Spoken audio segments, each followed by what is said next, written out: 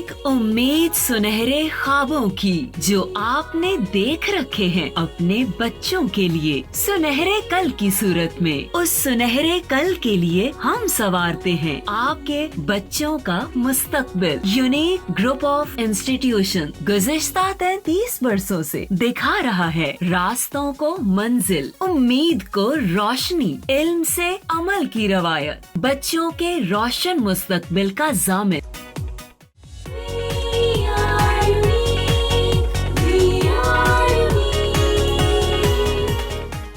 बिस्मिल्लाहिर्रहमानिर्रहीम। अस्सलामु अलैकुम तमाम स्टूडेंट्स, मेरा नाम मोहम्मद तारिक है। तो स्टूडेंट्स, आज हम lecture number 50 10th class chemistry का डिस्कस करेंगे। स्टूडेंट्स, यू नो कि हमारा चैप्टर तकरीबन कंप्लीट हो चुका है और हम चैप्टर नंबर 11 ख़त्म होने वाला है, ऑर्गेनिक केमिस्ट्री है। आज पेज नंबर आपके पास टेक्स्ट बुक का है 73। आज हम टेस्ट और सेल्फ डिस्कस करेंगे। लास्ट टाइम हमने ये डिस्कस नहीं किया था, तो टेस्ट और सेल्फ 11.4 ये हम डिस्कस करेंगे। और उसके बाद नोट्स में आपके पास जो पेज नंबर है that is page number 74। Notes में पेज नंबर 74 है और टेक्स्ट बुक में पेज नंबर 73 है। तो यूनिक नोट्स से वैसे आप इसको तैयार करेंगे, ठीक है, वहाँ पर बिल्कुल सही आंसर दिए हुए हैं, लेकिन मैं आपको मार्क भी करवा देता हूँ टेक्स्ट बुक से। देखें जी बेटा, 73 पेज पे हमारे पास पहला क्वेश्चन है, what is the functional group of an ester. Ester का फंक्शनल ग्रुप बताना है बेटा। ये हम ऑलरेडी पढ़ चुके हैं।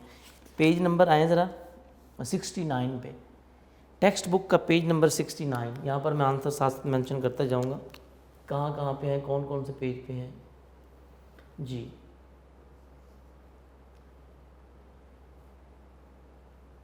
पेज नंबर आपके पास है 69, एस्टर लिंकेज। 69 पेज है बेटा आपका टेक्स्ट बुक का, वहाँ पर देखिए मार्क किया हुआ है।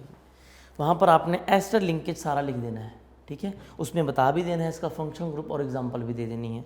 अलबत्ता एग्जांपल कोई सी एक दे सकते हैं, दोनों लेने की ज़रूरत नहीं है क्योंकि ये शॉर्ट क्वेश्चन है। Number 2, what is the difference between aldehyde and ketone.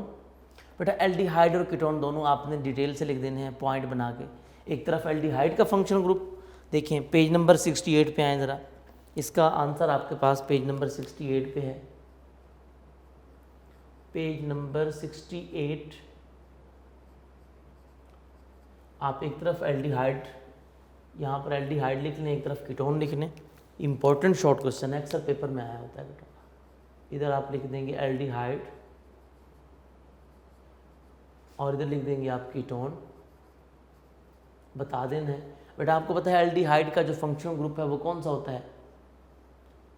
This is the functional group of aldehyde. और इसका जनरल फार्मूला पहले में आप ये बता दें, दूसरे में जनरल फार्मूला RCOOH, और तीसरे में आप इसकी एग्जांपल दे दें।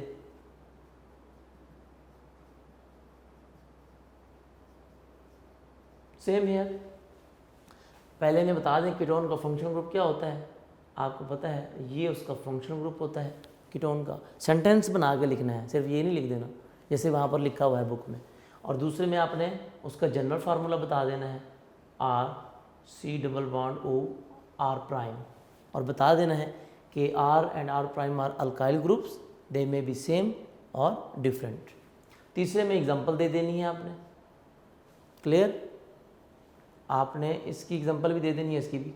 बेशक एक एक एग्जांपल दे दें, दोनों एग्जांपल्स ना दें, विद नेम आप इनकी एग्जांपल देंगे, बस ये डिफरेंस हो जाएगा। इसमें नोट्स में सही तरीके से बनाया गया है, इसको बता दिया है। नेक्स्ट हमारे पास यानी ये पेज नंबर 68 पे और पेज नंबर 69 पे इसका आंसर था। एल्डिहाइडिक ग्रुप और कीटोनिक ग्रुप दोनों आपने लिख देने हैं। Next, give the function group of alkenes and alkynes. ये भी हमने पढ़ा था, अल्कीन्स में डबल बॉन्ड होता है और अल्काइंस में ट्रिपल बॉन्ड होता है। इसका आंसर बेटा आपके पास है पेज नंबर 71 पे। Page number 71 text book, page number 71। वहाँ पर देखिए क्या लिखा हुआ है, जो टेबल बना हुआ है आपके उसके नीचे बिल्कुल डबल एंड ट्रिपल बॉन्ड, तो आपने बताना है कि डबल बॉन्ड की बात करनी है और ट्रिपल बॉन्ड कंप्लीट लिखना है आपने। क्लियर? एल्कीन और अल्काइन को एक्सप्लेन करना है, इससे आपकी मतलब डेफिनेशन भी हो जाएगी। नंबर 4 शॉर्ट क्वेश्चन क्या है इसका जी हमारे पास, वो है बेटा how is alcohol tested. Alcohol का टेस्ट बताना है। तो बेटा ये हमने मतलब कल लेक्चर में डिस्कस किया था ना कि अल्कोहल को टेस्ट करने के लिए 2 मेथड हैं, कौन कौन से। पेज नंबर 71 पे आए ज़रा, पेज नंबर 71 पे ही 2 बातें लिखी हुई हैं कि alcohol test for alcoholic group लिखा हुआ है, उसमें 2 टेस्ट हैं, कौन कौन से। नंबर 1 सोडियम मेटल टेस्ट, ये कंप्लीट लिखना है, और नंबर 2 आपने इसमें बताना है एस्टर फॉर्मेशन टेस्ट 71 पे और 72 पे ठीक है, तो वो कंप्लीट लिखना है अल्कोहल का टेस्ट दोनों पॉइंट डिटेल के साथ। नंबर 5 शॉर्ट क्वेश्चन नंबर 5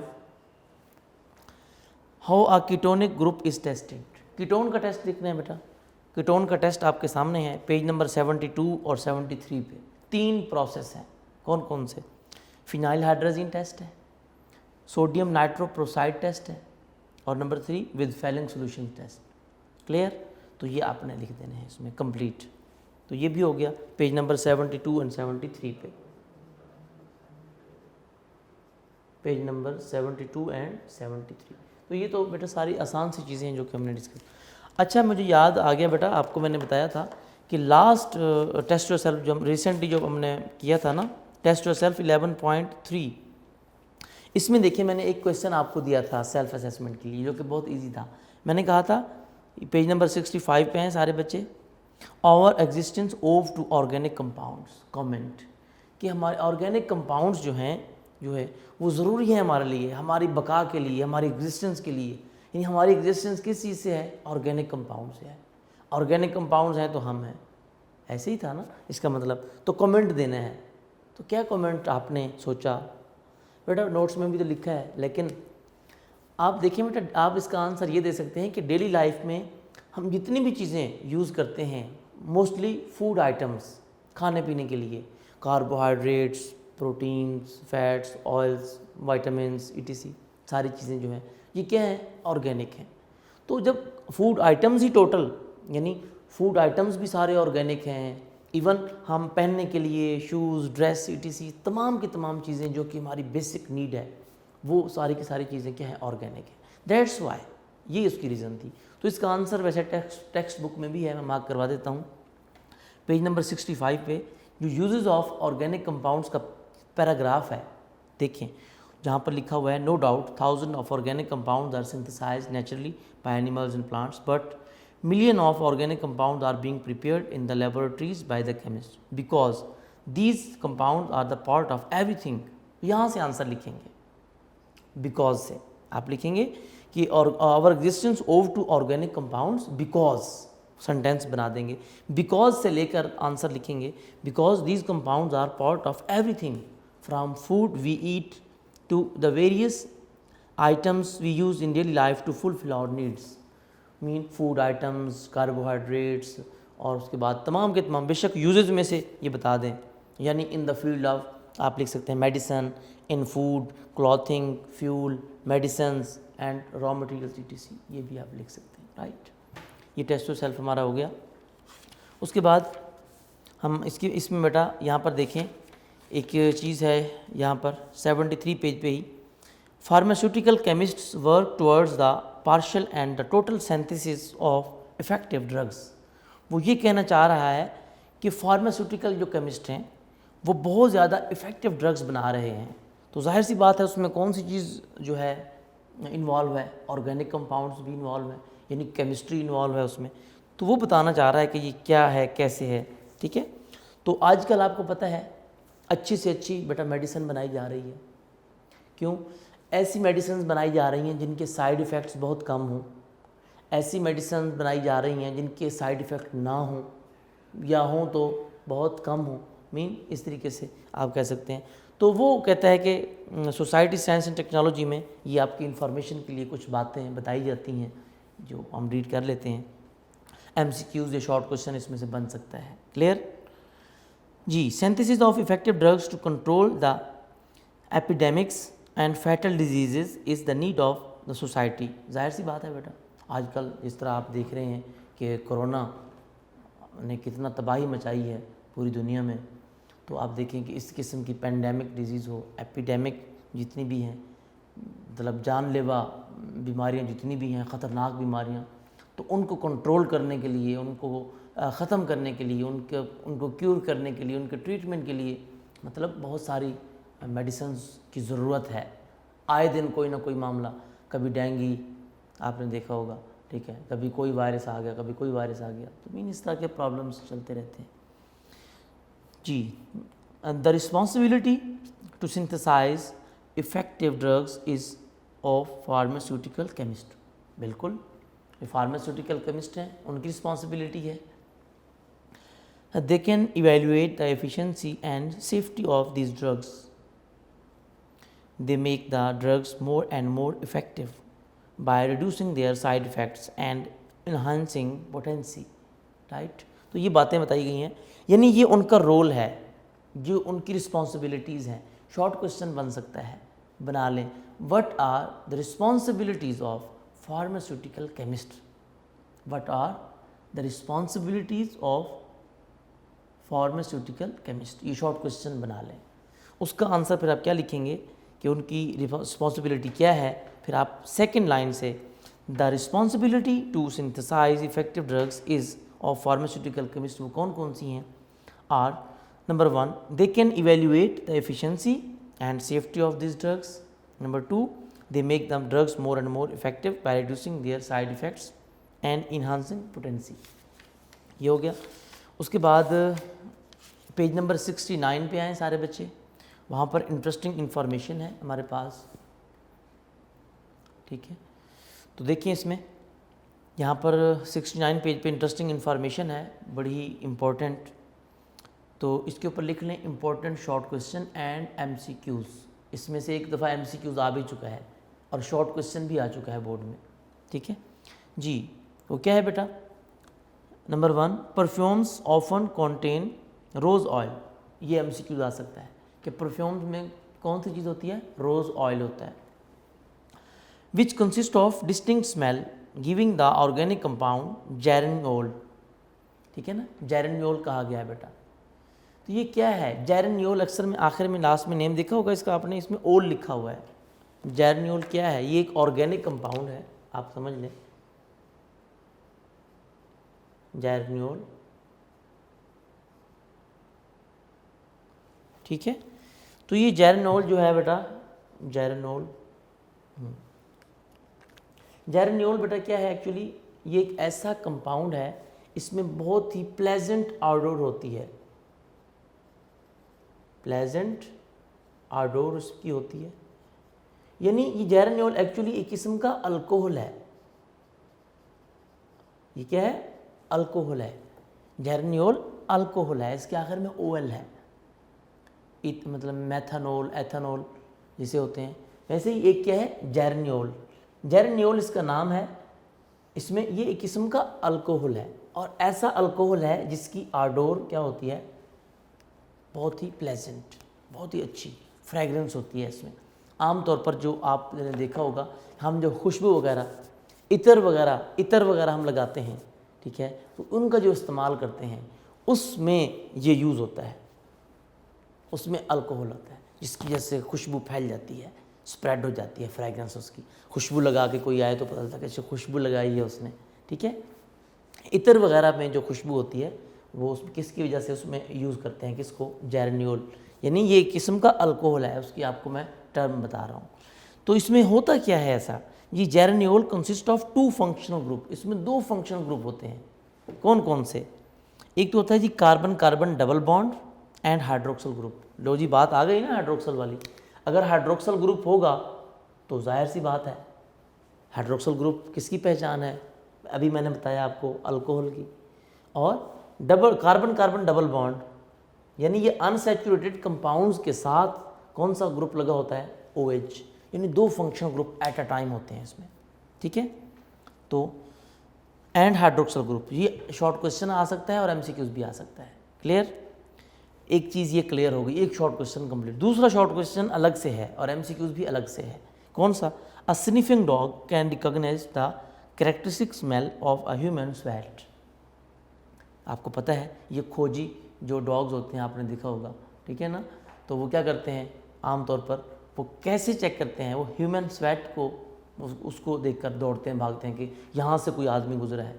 आमतौर पर आप देखते हैं कि कहीं पे कोई डकैती हो जाए, चोरी हो जाए, वो कहते हैं जी क्या है जी, हाँ जी वो बुला लें जी, वो डॉग्स जो है वो बुलवा लें, जो मतलब जिनकी ट्रेनिंग की होती है, खोजी कुत्ते जो खोज लगाते हैं, पता लगाते हैं, उनको बुलवा लें जी, ठीक है। तो वो क्या होते हैं, वो आते हैं जी, तो वो क्या करते हैं, वो भागते हुए चलते जाते हैं। वो कैसे? वो ह्यूमन स्वेट उसको मतलब सूंघ के चलते हैं वो, ठीक है। अच्छा जी, उसके बाद each person sweat contain a unique blend of carboxylic acid. वो कहते हैं कि अब देखिए अल्लाह ताला की कुदरत, हर इंसान का जो स्वेट है यानी पसीना है वो डिफरेंट है, वो एक दूसरे से बिल्कुल डिफरेंट है, एंटायरली डिफरेंट है। ये अल्लाह ताला की कुदरत है, ठीक है। क्यों? Unique blend of carboxylic acid, यानी उसमें मिक्सचर होता है। ब्लेंड मीन मिक्सचर, बहुत ज़्यादा कार्बोक्सिलिक एसिड के ग्रुप होते हैं, किसी में कम किसी में ज़्यादा, हर इंसान का अलग अलग से है, सेम किसी का नहीं है। इसीलिए यूनिक का वर्ड यूज़ किया है। यूनिक का मतलब होता है जिस जैसा कोई ना हो, ठीक है। तो हर इंसान में एक स्पेशल किस्म का स्पेसिफिक उसका ह्यूमन स्वेट मतलब होता है, जिससे वो क्या करते हैं, पता लगा लेते हैं, पता चल जाता है, ठीक है। किसी भी दो इंसानों का ह्यूमन स्वेट जो है वो एक जैसा नहीं होगा, उसकी जो कंपोजिशन होगी, जो मिक्सचर होगा कार्बोक्सिलिक एसिड, वो डिफरेंट होगा। ये भी एमसीक्यूज आ सकता है बेटा। क्लियर? अच्छा एक ये था, और दूसरी इंटरेस्टिंग इन्फॉर्मेशन हमारे पास थी बेटा, पेज नंबर 63 पे आए सारे बच्चे। ये भी इंटरेस्टिंग इन्फॉर्मेशन है, इंपॉर्टेंट शॉर्ट क्वेश्चन है, ये एमसीक्यूज बन सकता है इसमें से। क्या है? Scientist are working on ways to convert coal into gas underground so that it will not have to be mined. बेटा सम टाइम ऐसा होता है कि कोल सीम्स, यानी ये कोल के जहाँ पर क्वांटिटी है ना, वो रॉक्स के अंदर, भुरभुरी रॉक्स, ब्रिटल रॉक्स के अंदर इस तरीके से जुड़ी होती हैं, तो इस अरेंजमेंट में होती हैं, तरतीब में होती हैं कि उनकी वहाँ से माइनिंग करना डेंजरस होता है। वहाँ से उसको माइनिंग के तरीके से वहाँ से हम कोल एक्सट्रैक्ट नहीं कर पाते। तो वो क्या करते हैं, वो बहुत मुश्किल वाला काम होता है। तो साइंसदान क्या करते हैं, वो कहते हैं जो कोल है ना, क्यों ना कि हम बजाय इसके कि कोल को सेपरेट करें, उसकी माइनिंग करके अलग करें, कोल को कन्वर्ट कर देते हैं किस में, कोल गैस में। कैसे? बाय डिस्ट्रक्टिव डिस्टिलेशन, जिस तरह आपने पढ़ा था, कोई ऐसा केमिकल रिएक्शन करें या कोई ऐसा फिजिकली उसके ऊपर जो है कंडीशंस अप्लाई करें जिससे कोल है, कोल उधर का उधर पड़ा रहे और उसके रिएक्शन के नतीजे में हमें इंपॉर्टेंट चीज़ें मिल जाएं, ठीक है। तो क्या करते हैं वो, this will allow us to use small seams of coal, ठीक है। मतलब उसकी सीम्स जो उसमें कोल की क्वांटिटी जो मौजूद होती है रॉक्स के साथ जुड़ी होती है, साथ साथ अटैच होती है, और seams that are dangerous to mine because of weaknesses in the surrounding rocks. क्यों? क्योंकि वही बात मैंने बताई कि ये रॉक्स के अंदर जुड़ा होता है, मिले होते हैं, साथ साथ अटैच होते हैं, तो वहाँ से इनकी थोड़ी थोड़ी क्वांटिटी होती है अलग अलग जगह से, और उसको माइनिंग करना, उसको वहाँ से निकालना भी मुश्किल होता है। तो वो क्या करते हैं, मतलब वो कहते हैं साइंटिस्ट जो है ना, इस पे कोशिश कर रहे हैं कि वो वहाँ से उनको कैसे कोल गैस में या उसकी जो इम्पोर्टेंट चीज़ें हैं उसको कैसे वहाँ से एक्सट्रैक्ट किया जाए, ठीक है, कि वो डेंजरस भी ना हो, कोल ज़ाया भी ना हो, और वहाँ से जो उससे चीज़ें मिल सकती हैं वो भी हम हासिल कर लें, ठीक है। ये एक इम्पॉर्टेंट बात है। अब आ जाएं बेटा तमाम बच्चे एक्सरसाइज के एमसीक्यूज़ पे। जी, एक्सरसाइज के एमसीक्यूज़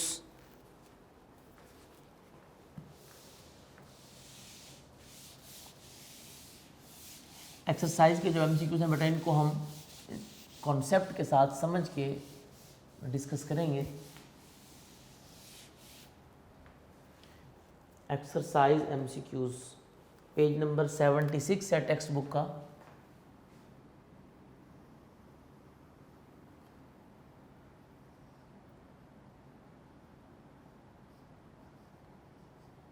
एक्सरसाइज एमसीक्यूज़ ठीक है, तो ये डिस्कस करेंगे। टेक्स्ट बुक का पेज नंबर बेटा आपके पास है 76, टेक्स्ट बुक का पेज नंबर 76, और यूनिक नोट्स में आपके पास पेज नंबर है 75।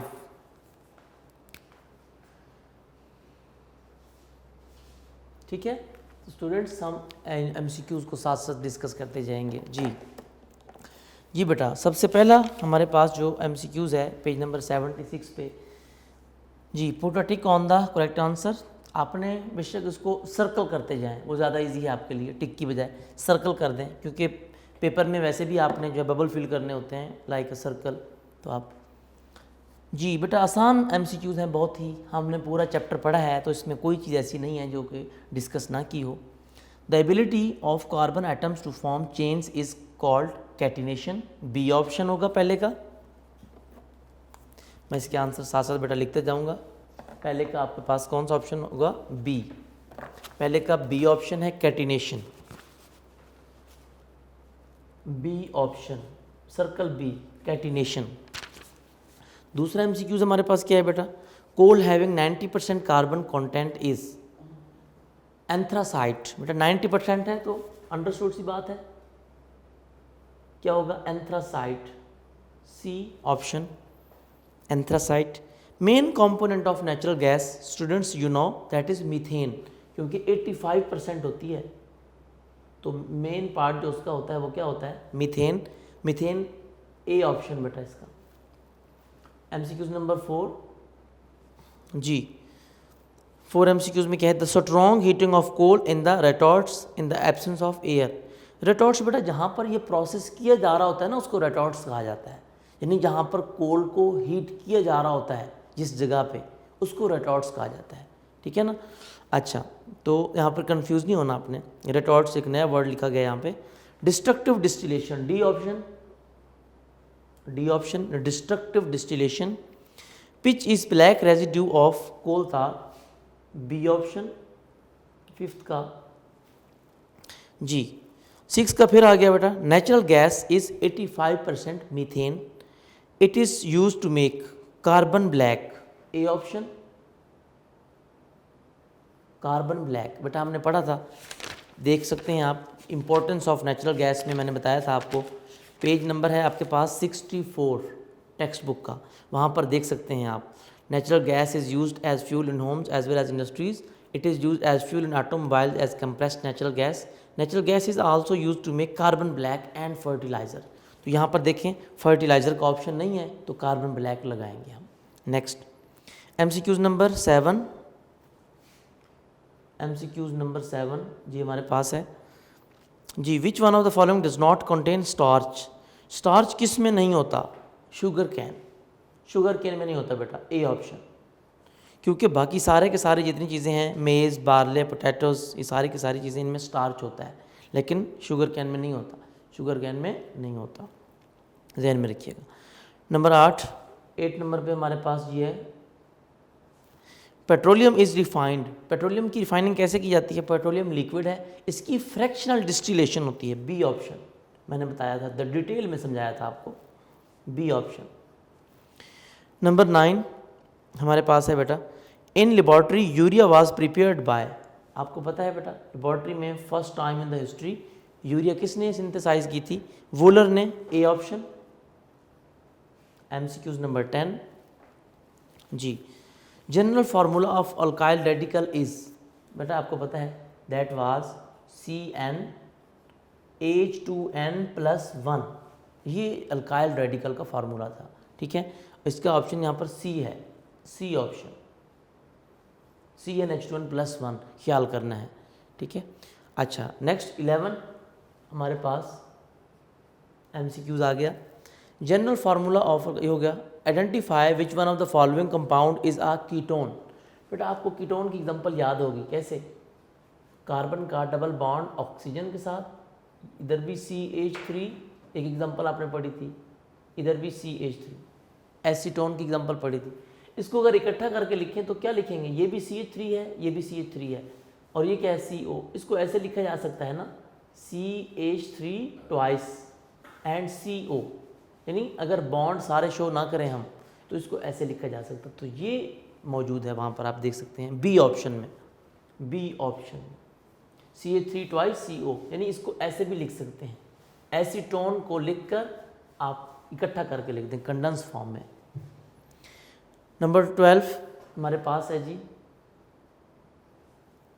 The function group of bond COOH is found in carboxylic acid.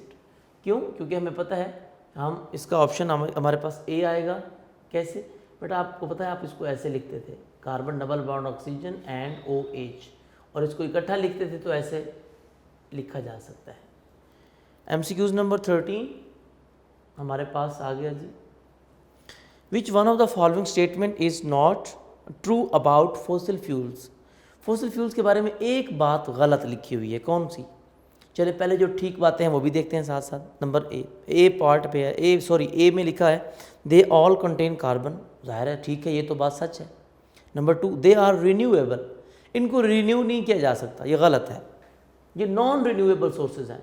आपने क्लास 9th में भी पढ़ा होगा फिजिक्स में कि जो मतलब ये जो चीज़ें हैं सारी की सारी हम डिस्कस करते हैं, fossil fuels they are non renewable, ये रिन्यूएबल नहीं है, ये बात गलत है, ये फॉल्स स्टेटमेंट है। 14 हमारे पास MCQs, which one of the following is the hardest coal. कौन सा हार्डेस्ट कोल? हार्ड कोल कौन सा होता है बेटा इनमें सबसे ज़्यादा? एंथ्रासाइट होता है बेटा, आपको पता है, डी ऑप्शन एंथ्रासाइट, जो कि सुपीरियर क्वालिटी ऑफ कोल है। ये क्लासिफिकेशन ऑफ कोल में मैंने बताया था आपको, ठीक है। अच्छा, और 90% कार्बन होता है इसमें, ठीक है। अच्छा, उसके बाद 15 MCQ 15 में क्या है जी, in which of the following groups oxygen is attached on both sides of carbon atoms. Ether, बेटा ईथर में होता था ना, कैसे? कार्बन ऑक्सीजन कार्बन, आपको याद होगा, ये आपने एग्जांपल पढ़ी थी ना, ये ईथर में होता था, ईथर लिंकेज। आप बेशक देख सकते हैं कि उसमें ऑक्सीजन सेंटर में है, दोनों तरफ कार्बन है, ये बी ऑप्शन ईथर। 16 जी, carbonization is process is the conversion of wood into coal. बेटा वुड इनटू कोल आपने पढ़ा था, C option wood into coal. Wood से वुड का कोल में कन्वर्ट होना क्या कहलाता है? कार्बनाइजेशन। नेक्स्ट 17 हमारे 17 MCQs, coal gas is mixture of, C option. बेटा आपको पता है सी ऑप्शन क्यों लगाएंगे हम? क्योंकि ये 3 गैसेस का मिक्सचर होती है, carbon monoxide, methane and hydrogen. Carbon monoxide, methane and hydrogen gas, ये 3 गैसें हैं, ठीक है। ये आपने पढ़ा था कोल मतलब सॉरी उसमें आपने, हाँ कोल गैस में, याद होगा कोल गैस के टॉपिक में आपने इसको पढ़ा था, कोल गैस, वहाँ पर आपने इसको डिस्कस किया था, क्लियर। कोल गैस वाला डिस्ट्रक्टिव डिस्टिलेशन ऑफ कोल में। नेक्स्ट 18 हमारे पास है जी, which one of the following is a synthetic fibre. यानी 3 ऐसे हैं जो नेचुरल फाइबर हैं, एक है जो सिंथेटिक फाइबर है। कॉटन, वूल, नायलॉन। नायलॉन बेटा सी ऑप्शन, ये जो है सिंथेटिक है, क्योंकि कॉटन, वूल एंड सिल्क जो है ये नेचुरल है। नंबर 19 सेकेंड लास्ट MCQs हमारा, वो क्या है बेटा? Which one of the following is not a fossil fuel. Coal, natural gas, biogas, petroleum. बेटा सी ऑप्शन बायोगैस, क्योंकि बायोगैस जो है ये कोई फॉसिल फ्यूल नहीं है। कोल, पेट्रोलियम, नेचुरल गैस ये फॉसिल फ्यूल हैं। 3 फॉसिल फ्यूल थे जो हमने डिस्कस किए थे, बायोगैस उनमें नहीं था, right. Last MCQs, which one of the following does not contain, sorry आगे भी MCQs हैं हमारे 3, मैंने समझा शायद ये लास्ट है। But does not contain protein. Protein किस में नहीं होता बेटा? बी ऑप्शन पोटैटोज, पोटैटोज में प्रोटीन नहीं होता, एग में भी होता है, पल्सेस में भी होता है, बीन्स में भी होता है। 78 पेज पे आ जाएं, 21 MCQs है हमारे पास जी। Conversion of dead plants into coal by action of bacteria and heat is called carbonisation. आपको पता है बेटा वुड से कोल में कन्वर्ट होना, वुड का कोल में कन्वर्ट होना क्या कहलाता है? कार्बनाइजेशन। तो ये भी वही चीज़ है, डेड प्लांट्स कोल में कन्वर्ट होते हैं, तो ये भी carbonization. 22 which one of the following compound is an aldehyde? C option बेटा। कैसे? CH3CHO। बेटा जो CHO है ना, ये एक्चुअली एल्डिहाइड है। क्यों? इसको ऐसे भी लिखा जाता था ना, CH3 single bond, C double bond O and H। तो ये देखें, ये एल्डिहाइड ग्रुप है, तो ये एसिड एल्डिहाइड बन जाएगा ना, इसको लिखा जाए तो ऐसे। तो इसको इकट्ठा करके लिखें तो हम ऐसे लिख सकते हैं ना, CH3CHO, O आखिर में लिखा जाता है। ये इसको ऐसे लिखते हैं, कंडेंस फॉर्म में, स्ट्रक्चर फॉर्म में ऐसे लिखते हैं जी। तो सी ऑप्शन होगा इसका। Last MCQs 23। क्या लिखा हुआ है बेटा? Formula of acid aldehyde is, C option. इसका भी वही है बेटा, ये मैंने जो फार्मूला लिखा है ना, actually this is acid aldehyde, क्योंकि ये एल्डिहाइड है और ये एसिड है, एसिड एल्डिहाइड। तो आप इसका ऑप्शन कौन सा लगाएंगे? सी। इसका भी सी ऑप्शन है, इसका भी सी। ठीक है, तो ये आपके पास हमारे बेटा आज के MCQs थे। तो हमारा चैप्टर MCQs तक कंप्लीट हो गया। बाकी इंशाल्लाह कल हम इसके शॉर्ट क्वेश्चन वगैरह डिस्कस करेंगे। आपने इसको अच्छी तरह तैयार करना है और अपना बहुत सारा ख्याल रखिएगा। अल्लाह हाफिज़।